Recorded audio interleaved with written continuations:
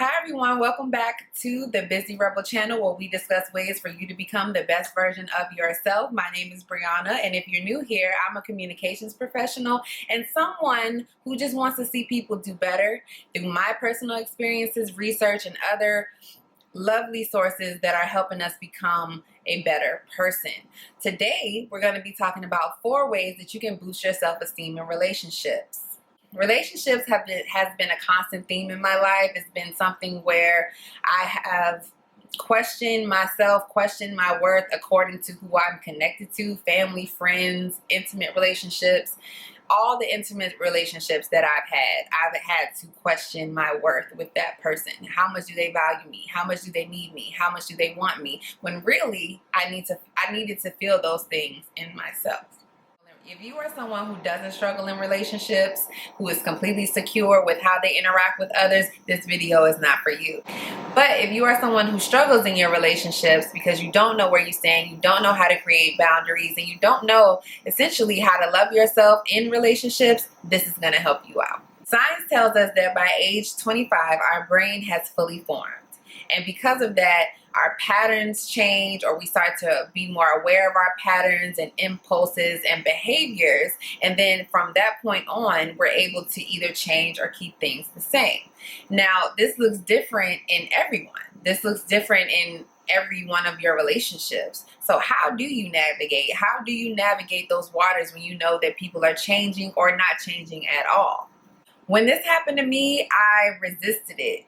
I resisted the change. I still to this day have issues with accepting the way that things are because I have a fantasy in my mind of how it's supposed to be. But as I have evolved over time, I've realized that you should embrace change. You should get through it and see what the bigger blessing is on the other side. However, that does not necessarily mean that other people are ready to change. And so because I have this light and this awakening inside of me, I expected other people to have that awakening as well. I wanted them to grow with me and change with me, but I had to learn that people grow and change at their own pace. So these 4 things are what helped me get through and keep my mental peace and keep it moving. Some people I lost, some people I still have, but I am very grateful that I accepted the changes that came in my 20s, and now I'm able to share it with you all.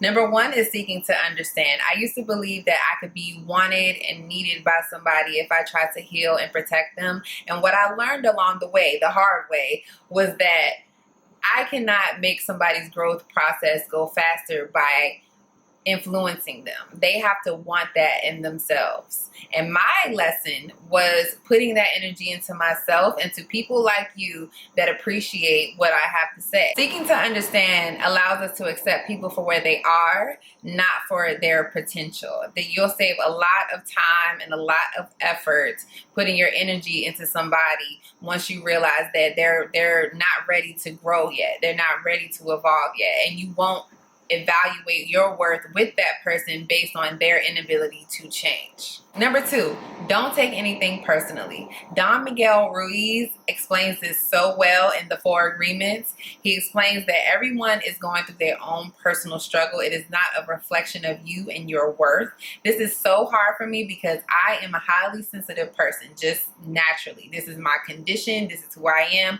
So it's really hard for me not to take things personal, things to hit me on a cellular level. So it's hard for me to say, oh, that wasn't personal, because it feels personal. So luckily now I have boundaries around that so that I'm able to realize it's not about me, it's about them. And once you realize that the person is going through their own personal struggles and it has nothing to do with you, you'll be better off, and you will not compare your worth to their behavior, their erratic behavior or their distant behavior or whatever they're doing, because you know it has nothing to do with you. As my good sis, the Hood Healer, states, self-love means self-respect. I've always been pretty good at knowing when something is bad because as I said before in my other videos, my intuition is very, very strong. But what I still have not put my finger on is the fact that had I set boundaries in the beginning of our relationship, maybe I wouldn't be where I am right now. Maybe that person wouldn't have done what they did to me if they knew that that was my threshold. So now I'm a lot more aware of what my boundaries are, and I put them out there early so that the person does not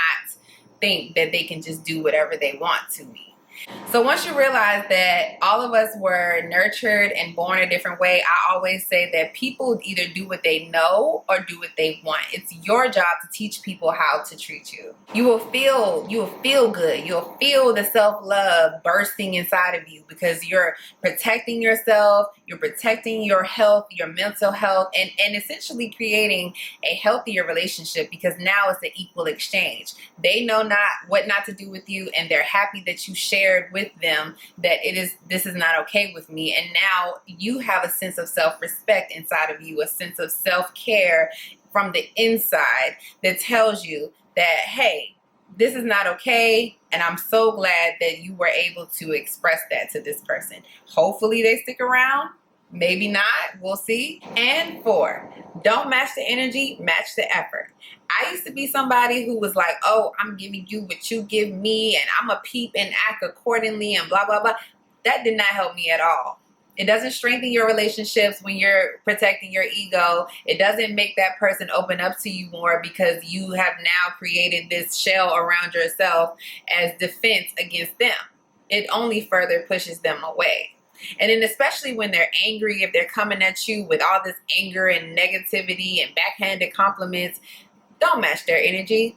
That lowers your vibration, that puts you on their level, and essentially it doesn't really solve anything. So my way of getting through this is by not matching your energy. You think I'm going to match your energy, but I'm not. I'm going to sit back and say, oh, okay, they must be going through something. So at the end of the day, don't fall for it.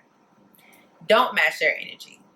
You just decide, are my boundaries being crossed? And if your boundaries are being crossed, then you have to say to yourself, okay, well, I'm not going to engage in this behavior. But if the person decides that they want to do better, they want to show you that they're going to do better, then you can decide if you're going to match that. But outside of that, don't match their negative energy because it's not worth your time. It's not worth your energy, and it's not worth your self-esteem because now you have brought your vibration down to that person's level, and that's not going to help you. That's not going to help you be better, love yourself more, or have more confidence. So don't even do it.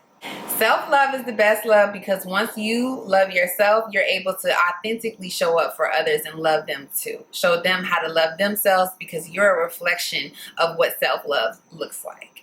So I'm always encouraging people to do these types of things because I want you to know I went through it too, and that you can get through it just like I did. You can show up more authentically in your relationships without compromising your self-esteem.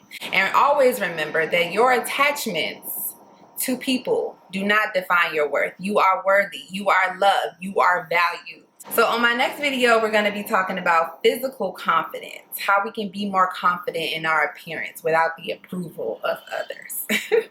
So stay tuned. I will see y'all next time. Bye.